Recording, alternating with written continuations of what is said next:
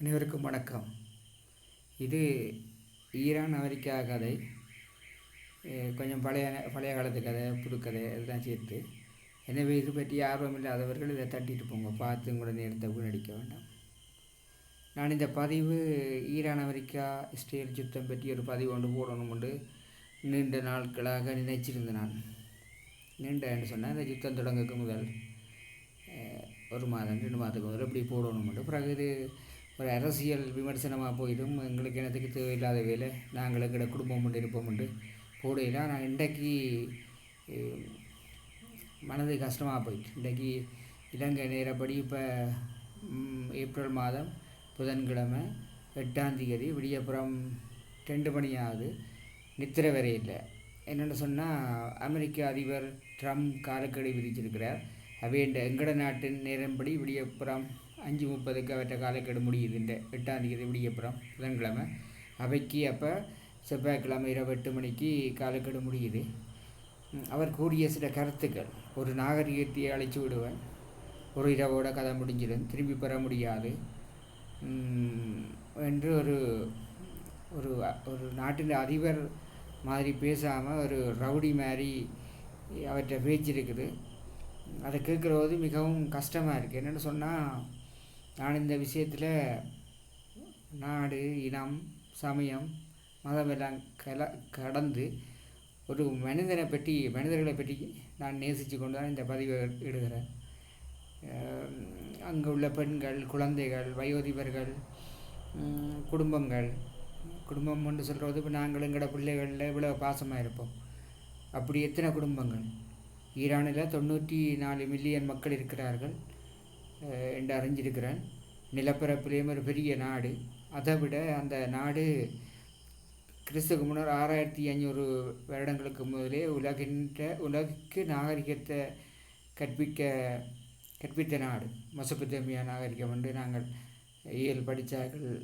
இந்து நாகரிகம் படிக்கிற போது நான் அதை படிச்சிருக்கிறேன். அப்படிப்பட்ட ஒரு நாடு. பாரம்பரியம், கட்டிடக்கலை, அந்த நாட்டுக்கு இலக்கியம், அந்த நாட்டுக்கு சில விசேட கலாச்சார விழுமியங்கள் இருக்கிற நாடு. அப்படிப்பட்ட ஒரு நாட்டை நான் ஒரு இரவோடி அழைச்சிடுவேன், ஒரு நாகரிகமே இல்லாமல் போகும் என்று ஒரு கதைக்கிறது எனக்கு மிகவும் கஷ்டமாக இருக்குது. நித்திரை வரை இல்லை. விடியப்புறம் 3:30 பிறகு என்ன நடக்கும்? எங்களோட நேரப்படி அடுத்து அந்த ட்ரம்பின் காலப்படி செவ்வாய்க்கிழமை இரவு 8 மணிக்கு பிறகு என்ன நடக்கும் என்று யோசிக்கிறேன். ஆனாலும் நான் கடவுளை, எனக்கு அரசியலை பற்றி எனக்கு தெரியாத, நான் கடவுளை கும்பிட்றேன், கடைச்சாமியை கும்பிட்றேன். நான்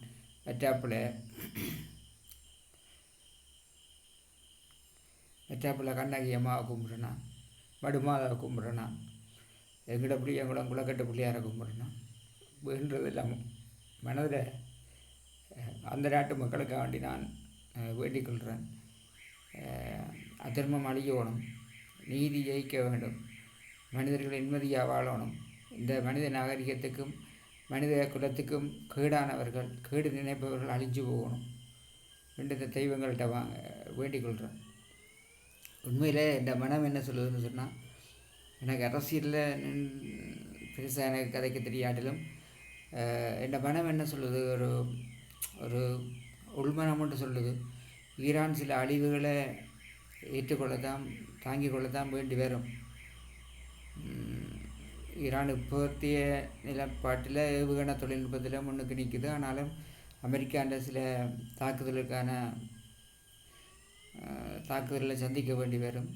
பல உயிரிழப்புகள் வரும். ஆனால் கடைசியில் ஒரு நுட்பம், ஒரு தெய்வம் கை கொடுத்த மாதிரி ஈரானுக்கு ஏதோ ஒரு வழியில் ஒரு ஆற்றல் கொண்டு வந்த அந்த ஆற்றல், அந்த அதிகார உரை பிடித்தவர்களை, ஆணவம் பிடித்தவர்களை அப்படியே அடியோடு அழிக்கிறதுக்கான ஒரு வாய்ப்பு கொண்டு வரும்.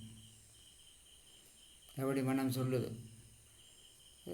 இப்போ நான் கொஞ்சம் முதல் கூகுளில் ChatGPTயில் தேடி பார்த்தேன். அதே மாதிரி சின்னதில் நாங்கள் படிக்கிற போது அந்த ஆபிரகாம் லிங்கன் அமெரிக்காவோட 16வது ஜனாதிபதி ஒருக்கா கடையில் தேயிலை விற்கிற போது ஒரு வயோதிக பெண்ணிடம் காசை கூட வாங்கிட்டார்.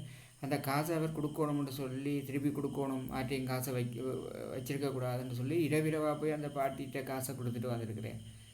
அதே மாதிரி ஒரு புத்தகம் இரவல் வாங்கி படித்த போது அந்த புத்தகம் சேதமாக போனபடியாக அந்த புத்தகத்துக்கு ஈடு செய்ய அவர்கிட்ட பணம் இல்லை. அவர் கஷ்டப்பட்ட ஒரு வறுமையில் இருந்தபடியாக அந்த புத்தக உரிமையாளர்கிட்ட போய் உடல் ரீதியாக வேலை செய்து கொடுத்து அந்த புத்தக கடனை கழிச்சிருக்கிறேன்.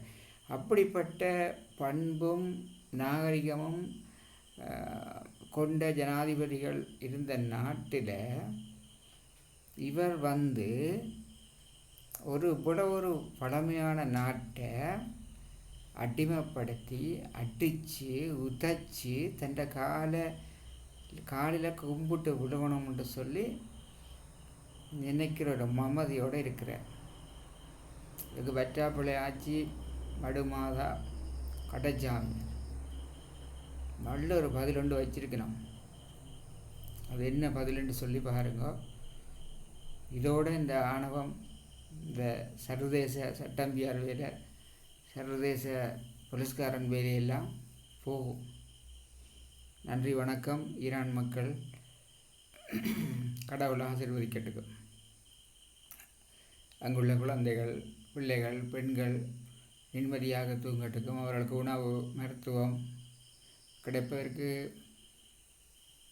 இறைவன் அருள் செய்ய வேண்டும் என்று பிரார்த்தித்துக் கொள்கிறேன். நன்றி, வணக்கம்.